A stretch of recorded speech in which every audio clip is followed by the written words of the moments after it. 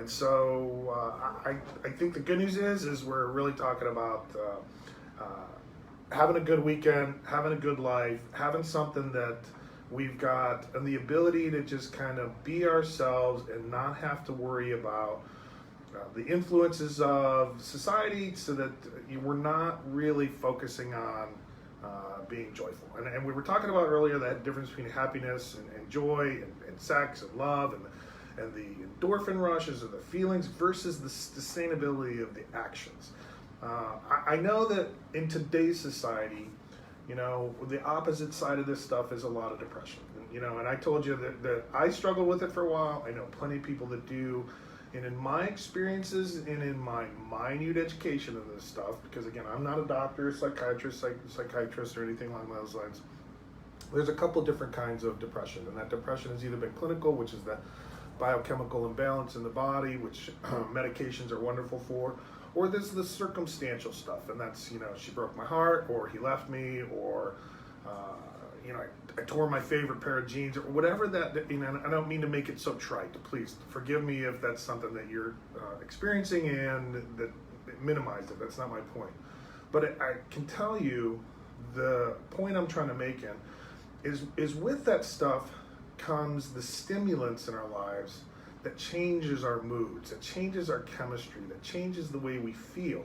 And it started out for me as a kid with the simplicity of drinking a beer or getting high or whatever that experience was for whomever that is. And I know that is real, and it's very prevalent and very dangerous. And so I want to make sure that when we start looking at the influences in our lives, and whether that's through prescription drugs or whether that's illicit drugs or that kind of stuff, we don't confuse how that seems, how it seems to affect us long term. So for instance, I know that when we talk about being happy and joyful and sustaining that stuff, there's needs for outside help, outside influences, and I want to encourage anybody to do that, because we talked about a couple of weeks ago the difference between being alone versus lonely, and that's what our last caller was talking about. It's a fine line between being lost in a crowd, and I can be very content, very joyful being by myself. Listen, I love to go to the beach, and I can go fish, and I can go swim, whatever that looks like. I can go walk, I can just go lay in the sun and catch some vitamin D, and that will affect and change me just based upon the chemistry in my body. When all of a sudden I'm taking the influences and I'm using those as a way to change my biochemistry so that I feel different. So for instance, in addiction, that's what they'll talk about. We drank or we got high because we liked the effects produced by. And a lot of the times that was euphoria. Well, it just is, it's always short-lived. And then what happens is you build those tolerances to it, and so you start to then pursue whatever it's going to take to catch that. It's called chasing. So you're always chasing that. For instance, runners, that's the big thing with like athletes, runner's high. You get that runner's high, and when you break that, you get that endorphin rush. They're always chasing that. And so it's the first of everything. And so it goes all the way back to, like we started the show on talking about sex. It's the first time, that first love, that first relationship, that first kisses, all of that stuff. The same thing happens with drugs and drinking and alcohol. And, I always found myself chasing that euphoria the first time I experienced it, to go, oh my God, I just feel okay being me, is something different than being able to stop and pause and reflect and contemplate and going, you know what, I'm okay. I have some other business endeavors that are extremely stressful in regards to responsibilities and financial goals and obligations, and I can tell there's some people that I'm very accountable to, and there's some others that are accountable to me. And one of the struggles that I have is that I get very caught up in the personal stuff of what my agenda is versus being able to just look at it as the event or the circumstances or the endeavor that I'm enduring at the time. And I'm very grateful to some of the counsel in my life that I get with the people that I share office spaces with, and I share events, these kind of activities with, is that because they're good for me, and we talk about the counsel in our lives, because they're good for me to help bring me back to that place that, like, listen, this is just what we're enduring right now. Nothing is permanent. This is all just temporal stuff, and everything is subject to change. Now, whether that's work, whether that's achievements or awards, whether that is possessions, whether that is relationships, whether that is our simple age and weight and looks, all that stuff is subject to change. But the character that we have, and I used to attest to this a long time, and I'll just drop this real quick, is that, you know, I profess that I would never trade, and this goes for me today, is that I'll never trade my character for a credit score or a checking account or a dollar amount. I mean, that's just something that's irreplaceable, because you can sell out and you can be as wealthy as you want. You hear the stories all the time about people that win the lottery or are very wealthy, and then within 5 years, look at the old adage of some of the most successful business people that we knew of years ago, when they looked at their lives and careers, by the time they had reached that pinnacle, were suicidal, were depressed, were at broken homes that they worked for. You see it today in business. You see people with the stuff that we see in Hollywood. And we were talking about, Robin Williams earlier today, and the fact that here was a guy who spent his life trying to make other people happy, because his goals were to be the best comedian out there, to win an award, to win a drama award, to win all of these things. And it turns out the man took his own life because of the depression that he struggled with, because it wasn't something he ever spent time on himself in regards to his joy. And so that's tragic, and I'm not trying to speak about him as a man specifically or his family. My heart goes out to that, anybody that's experienced that stuff. But the example that he leaves us with is we have to self-love. We have to take care of ourselves. I talked to a young man the other day who said, and he's in relatively early recovery, he said, is it okay to tell myself, good job? Is it okay to say, I'm proud of you? Is it okay to say, I like me? And am I different if I do that or don't do that?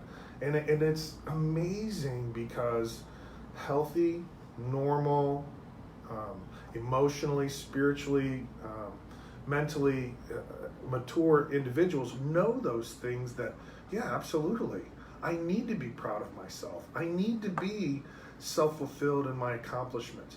Now, there's a difference between, unlike our caller was talking about, the egotist who constantly is having to seek out affirmation and approval because their insecurity. And there's an old saying, and I used to claim this to myself, is that I was an egomaniac with an inferiority complex, because I needed everybody else to say to me, oh my God, what a good job, and you're doing great, and I'm proud of you, and wow, I'm so impressed. Because the truth of it was I was hollow and empty and struggling inside to enjoy the person that I actually was. And so when we learn to use the tools that we're getting, and sometimes, listen, there's a lot of listeners out there, I'm sure, that have no idea what these tools are, and you're welcome to follow up with me on any of the social media. It's Higher Powered FM. You're welcome to call in. It's 888-404-1010. And we'll talk about it. I'll give you some resources, some tools that are out there, so that if you're in a need of figuring out, how do I just start to discover that stuff? How do I find out who I am so that I can start to enjoy being myself, instead of constantly having to struggle towards being what I think other people are going to desire from me, or expect from me, or enjoy being around, instead of just being myself. Because when I'm myself, I can tell you, is when I experience the most joy. Now, that doesn't mean that it's at somebody else's expense. That doesn't mean that I live in this place. I live in this place that's stimulated, or that is medicated, or the difference between this euphoric mentality versus the denial of my behavior and my actions. I want to make sure that I help somebody out there today that is trying to deal with the difference of where I'm able to be most contented and where I'm going to struggle the most with chasing it. Because there's, as I talked about earlier, there's a big difference between somebody that's out there trying to build the momentum because they're struggling just being content versus somebody out there that it's able to accept circumstances regardless of what they are. I know we'll talk in a little bit about some examples in history where we've got people that have endured horrific circumstances in their life, but still talk about the joy of being of maximum service to God and others, or the joy of being a useful member of society. Because as we put out, as we give of ourselves, our time, our money, we talked about love languages briefly, and I don't want to get into that stuff, but if you are being that person that you were created or you were made to be, you'll be amazed of how not only the sensations you're going to get of sustainability in your life that's not predicated on one event or one possession or one activity to the next, but you'll start to understand how in between those moments, that downtime where we all of a sudden begin to experience an ability to be quiet and calm and serene and peaceful because you're just joyful. And I know that sounds a little weird. I know we're Friday afternoon and or you're in the middle of your weekend or it's Sunday morning and you're trying to figure out what my life looks like. But I'm going to tell you, there's a great opportunity that we have starting today as we start to unfold and unpack and go through some of this stuff to discover, you know what, I'm really just going to work on being me. Because I guarantee you, and I'm not talking about the people that you know in your life that you will avoid with all cost, but I guarantee you most people out here are good human beings. We struggle with all kinds of stuff, and sometimes it's struggling with being next to another human being. I mean, because there are times that I need to unplug and be away because that energy that we talked about, whether it's the energy of the universe, whether it's the kinetic energy between us, whether it's the bioelectrical energy that we put off, because we're all batteries, right? We're all cellular structures. Sometimes that stuff has conflict, and the best way to deal with that is to separate from it.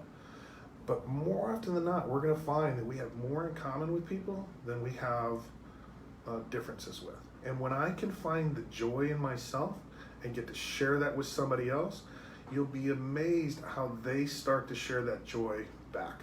Because I'm not bound anymore by what the circumstances are.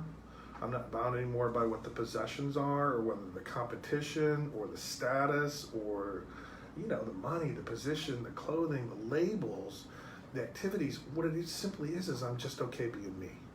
And there's glory in that, man. I'm telling you, there is a joy that comes from meeting somebody, and there's an instant bonded connection, or developing that over time to be able to say, I really just like hanging out because it's just an easy fit. So I'm going to take a break for a minute, and we'll be right back on Higher Powered Radio.